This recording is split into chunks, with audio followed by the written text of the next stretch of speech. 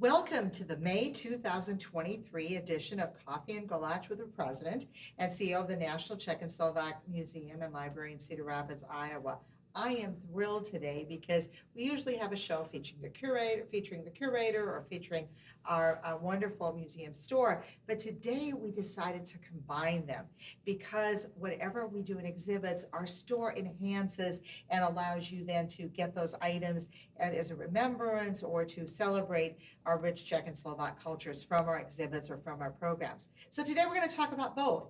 And Stephanie, I know you have some exciting news about a big exhibit coming up. And then we'll kind of turn back to Andrea, our store manager, and Stephanie Cohen, our curator. So Stephanie, why don't you start and tell us about these exhibits you have coming?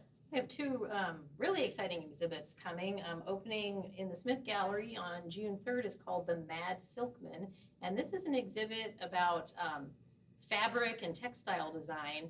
And just very briefly, the stories of Zika and Lida Asher, who had to flee Czechoslovakia in 1939 before Hitler came in because Zika Asher was Jewish. And they ended up in London, and they continued their very successful textile designing business there in London. And they worked with many famous designers and famous artists as well, and came up with some really gorgeous pieces of fabrics that were used in the high fashion industry, as well as scarves. So they did make a lot of scarves working with artists like Henri Matisse, and even Pablo Picasso designed some scarves for them that they then printed. So that's coming up in June, and it ends October 8th. And that's something that we're looking forward to. And then also in June, we're having a Brilliant Bohemian Garnet. So this is from the National Museum in Prague, and it will open June 13th and close January 14th. So we're going to have it here for a good long time, which we're really excited about. And these are the precious garnets from their collection. And what's very interesting to us is that these garnets are going to go on permanent display back in Prague later this year or next year. So they will never be traveling again outside of Prague in that museum. So we're kind of the last chance for you to be able to see them. So these are both going to be very stunning exhibits to have this summer. That's wonderful. And the Bohemian Garnet exhibit is one, like you said, that will be leaving the Czech Republic, the National Museum, to come here, then part of the permanent exhibit. So the only time they could ever see it again would be have to go to Prague if they don't come here. Right. So this is a real opportunity in Cedar Rapids at our National Museum. And as you spoke about the Mad Silkman, and as you spoke about garnets, that's a beautiful lead-in to you, Andrea, because of what you've amassed in the store. So do you want to tell us about the scarves, as Stephanie was talking about the Mad Silkman, some of the textiles you brought and some of the things you brought so that people can order it? Yeah, absolutely. So yeah, I'm looking forward to receiving some of the sample scarves from the collection of family of Asher family. And they should be arriving sometime soon, and they're going to be beautiful, luxurious scarves made from 100% silk, also cotton, also combination of wool and cotton and silk.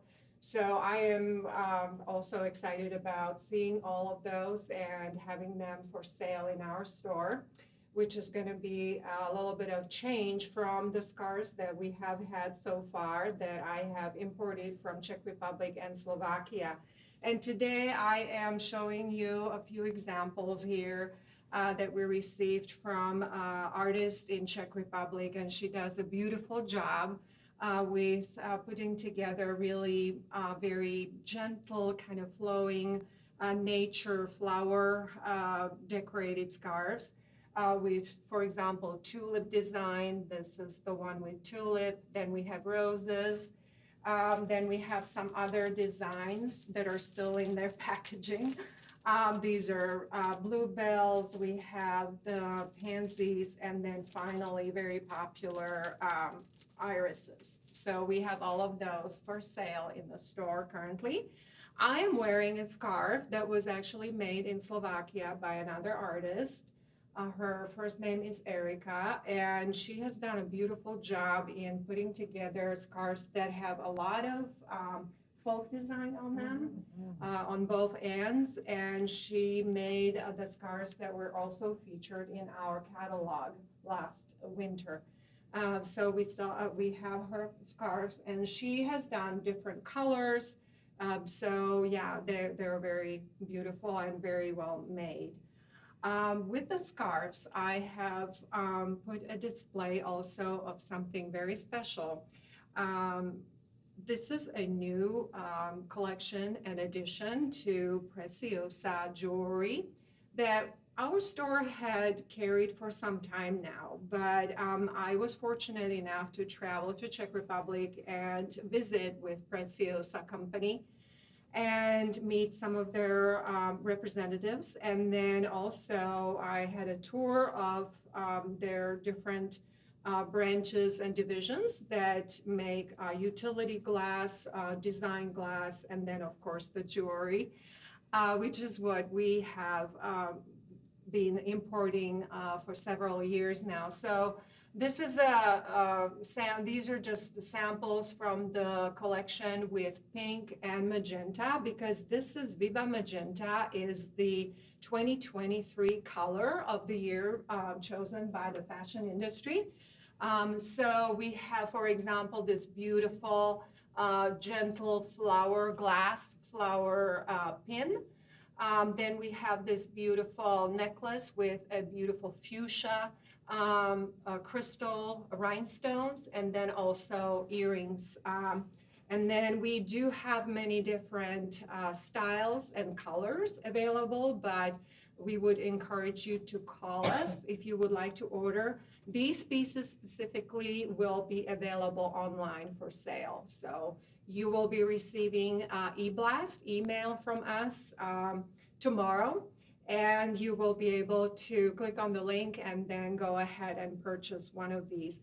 We do have limited quantities of these, so if you would really like them, I would encourage you to not hesitate and purchase if you like these pieces. There also can be ordered, so that's not a problem. We can go back to Preciosa and order more, but of course, you know, if you would like to catch these for Mother's Day, for someone special, I would again encourage you to go ahead and purchase them online from our store. And I might add, Andrea, I want you to talk a little bit more about the scarves. The jewelry is fantastic. It's one of a kind. But these scarves, I have purchased a couple of these, and I have this one on plums.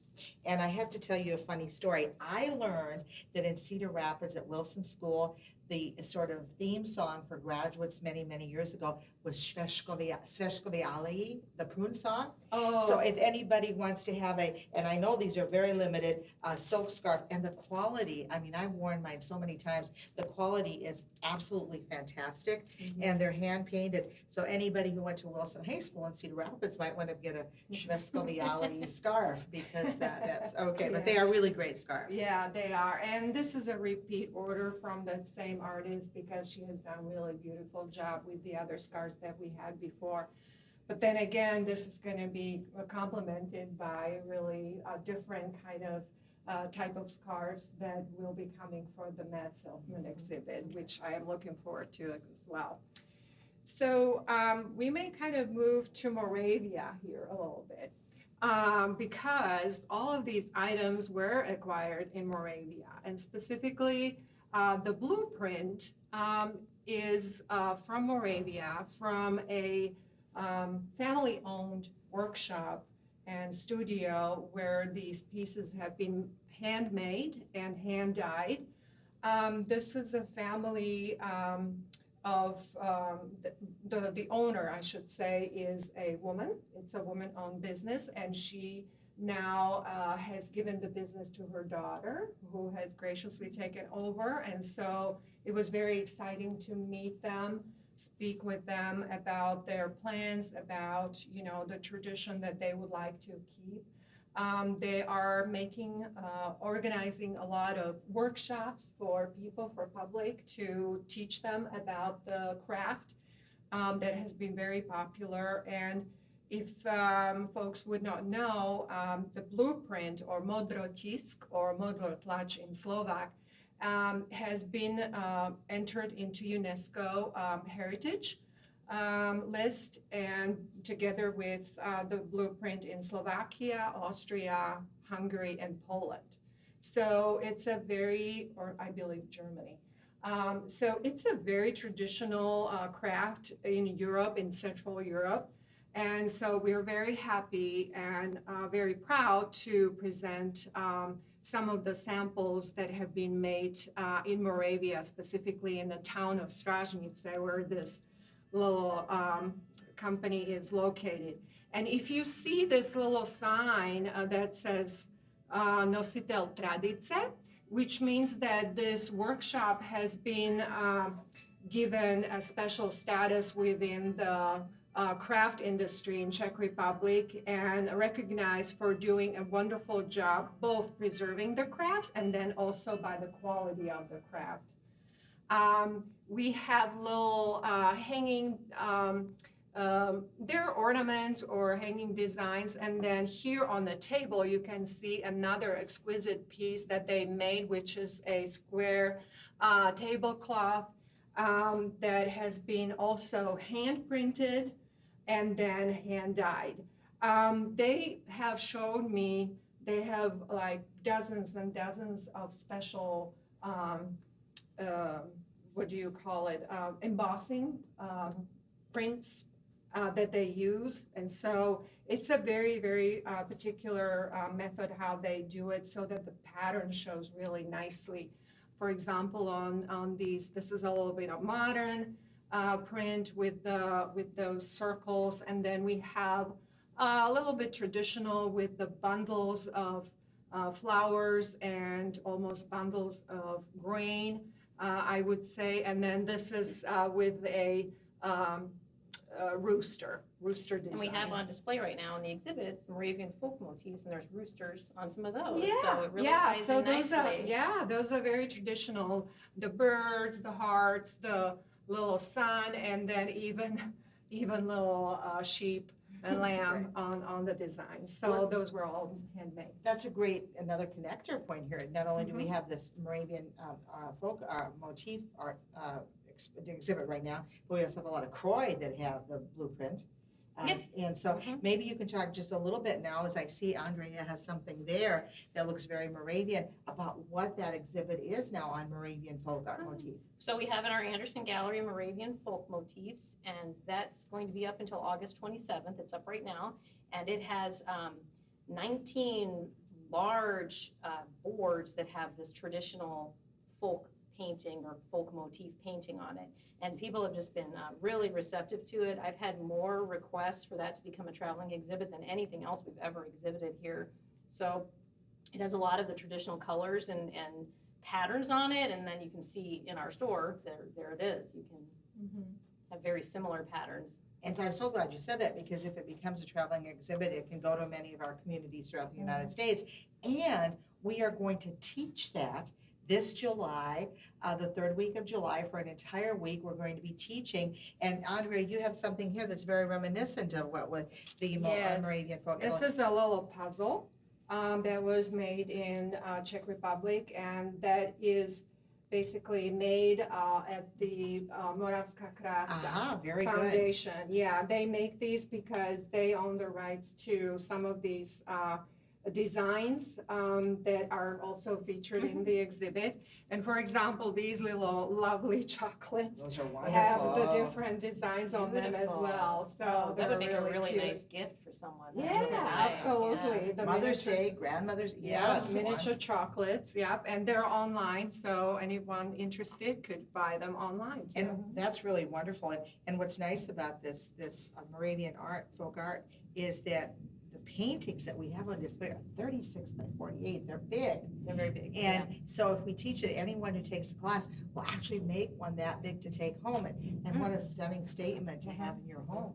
And thanks for getting all this in the store too, Andrea. Yeah, and speaking of Moravia, I am really excited about obtaining some of these kind of coffee table books that have beautiful photography and a presentation of different regions of Czech Republic. And currently this is about Moravia and Silesia, which is the northern part of That's Morava.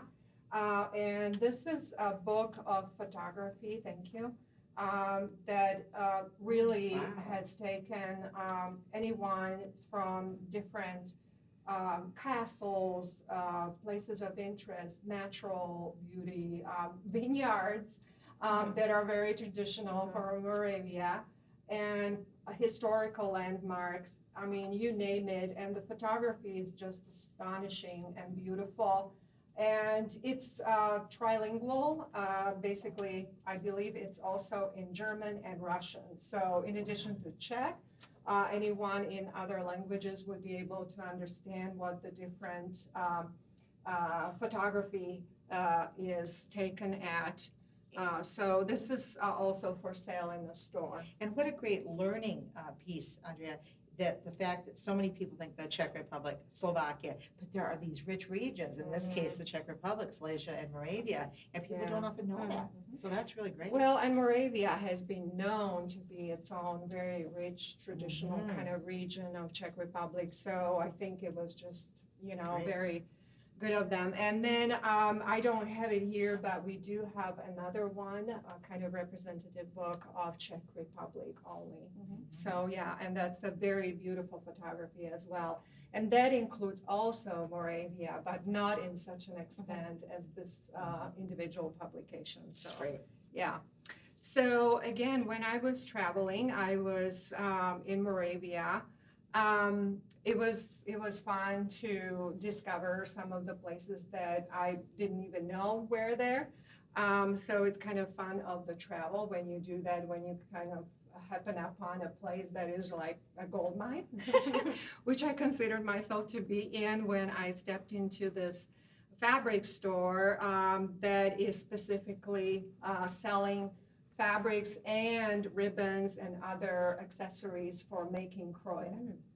So what I did, I purchased quite a few meters or yards of the different ribbons because I believe we will be trying to teach people about making croy. So I thought that this would be fun to present. We do sell ribbons by yard. But they are mostly for, currently they're on phone order. So anyone interested in these ribbons would need to call us at 319-362-8500, extension 100, and ask for store, and we will be able to take your order for as many yards as you need. I know that many girls and boys are trying to prepare for the pageants. I know many pageants already took place, but there's never too late for starting working on the next year's croy and different folk dresses. Absolutely. People in Wilbur and Tabor and Kansas and Oklahoma, they're going to love that because they can, yeah, that's great. Yeah. And then finally, I would like to conclude this little excursion here with featuring some of the, let's end on a sweet note. And so the sweet note would be the chocolates that are from Slovakia and that feature Slovakia in many different forms. For example, these are really cute mini chocolates, again, just like in with the Moravian Glory. These represent different pictures of different places of Slovakia. And this is a milk chocolate, 70%. So it's kind of fun, a gift for someone if they want to learn more about Slovakia, but also taste it. And then we have some fun chocolate bars. One is, I believe that's the dark chocolate. And then this is both of these are milk chocolates. Wow. So this features Bratislava Castle. This one features the mountains, the Tatras, the 70% dark. And then this one features the sheep, the sheep of Slovakia. Wow. This is really wonderful. And what a nice gift to send to someone. Yeah. Wow. And especially here in the United States, you don't normally get, these kinds of little presents, that are very small and handy. And so I believe that those who claim or have Slovak heritage or just want to, enjoy something And the chocolate is sweet good. from It's really Slovakia. good. Yeah, that So would be fun. this is wonderful. So we Yeah. really covered, I think, a wide array of birthday gifts, Mother's Day gifts, just because gifts, and that not only complement our exhibits that we're having, Mhm. but really for the long term preserve our culture. And so, with the sort of heritage that we want to hold for all very close to our hearts, what wonderful gifts. And you know what, Andrea, not everybody has things like this. So No, this is really incredible. no. Could you use those as a placemat?